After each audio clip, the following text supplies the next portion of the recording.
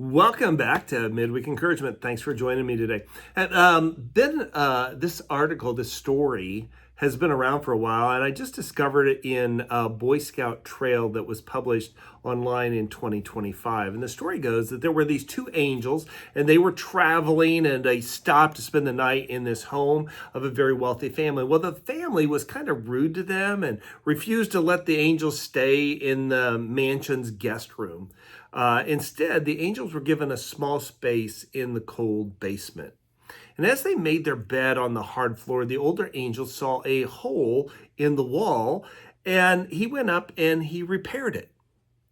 When the younger angel asked the older angel why, the older angel said, "Things aren't always as they seem." The next night, the pair of angels, they came to a house, a very poor family, a hospitable farmer and his wife. And after sharing the little food that the couple had with the angels, they told them, "You can sleep in our room, in our bed, and have a good night's rest." When the sun came up the next morning, the angels found the farmer and his wife in great tears, boo-hooing. Their only milk cow, and the milk from this cow was their sole income, lay dead in the field. The young angel was infuriated, and he asked the older angel, "How could you have let this happen? The man had everything, and you helped them by patching the wall, but this second family had very little, and they were willing to share everything, and their cow died." "Things aren't always as they seem," the angel said. "Last night when the death angel came, I said no." He was coming for the man's wife. I said no, and he went and took the cow. When we stayed at the basement of the mansion, I noticed that the gold was stored in that hole in the wall, and since the owner was so obsessed with greed and unwilling to share his good fortune, I sealed the wall so they couldn't find it. And then last night, I sent that angel away and had them take the cow instead. Things aren't always as they seem. Now, my friends, I am learning that what sometimes feels like rejection might be God's protection. Sometimes that's exactly what happens when things don't turn out the way we think that they should. And if you have faith, you've got to trust that the outcome really does have a purpose. You might just not know that until sometime later. Now, it's very common for us to question God when we encounter difficult times. We question, where is he and what is he doing? We even start to have this moral inventory to try to figure out, did I do something wrong? Or maybe there is something that I should have been doing that I haven't been doing. John chapter 9, verse 1, as Jesus was walking along, he saw a man who had been blind from birth. "Rabbi," his disciples asked him, "why was this man born blind? Was it because of his own sin or his parents' sin?" "It was not because of his sin or his parents' sins," Jesus replied.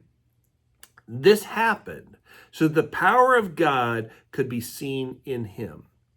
We must quickly carry out the task assigned to us by the one who sent us. The night is coming and no one can work, but while I am here in the world, I am the light of the world." Then he spit on the ground, made some mud with saliva, and spread the mud over the man's eyes. He told him, "Go wash yourself in the pool of Siloam." Siloam means sent. So the man went and washed and came back seeing. His neighbors and others who knew him to be a blind beggar asked each other, "Isn't this the man that used to sit and beg?" Some said he was, and others said, "No, he just looks like him." But the beggar kept saying, "Yes, I am the one." They asked him, "Who healed you? What happened?" He told them, "The man that they called Jesus made mud and spread it over my eyes and told me, 'Go and bathe in the pool of Siloam. Wash yourself.' So I went and I washed, and now I can see." "Where is he now?" they asked. "I don't know," he replied. When I look at this passage, I often think someone should have said something to the disciples when they started asking, did the blind guy sin, or who sinned? Because he was blind, not deaf. He heard what they had said. He could hear them, and they may not have had the faith that Jesus could heal him, but once Jesus healed the man, he could have figured out who it was that was talking. God has been teaching me, and God's been showing me Miracles and healing are happening all around us quite often. And I think God is still doing miracles. Don't believe me? Get up when it's still dark and look to the east and watch the sun come up. Go watch a calf being born and see how that within a short period of time, they all of a sudden know how to walk and they know where to go and get fed. It's instinct, natural instinct. Nah, it's God design. In this passage, I think our focus shouldn't be on the miracle of Jesus saying, here's mud in your eye, but on the purpose of the miracle. What's the purpose of any miracle? So that Jesus would be glorified. But look at verse 3. Jesus says, this happened to show the power of God could be seen in him.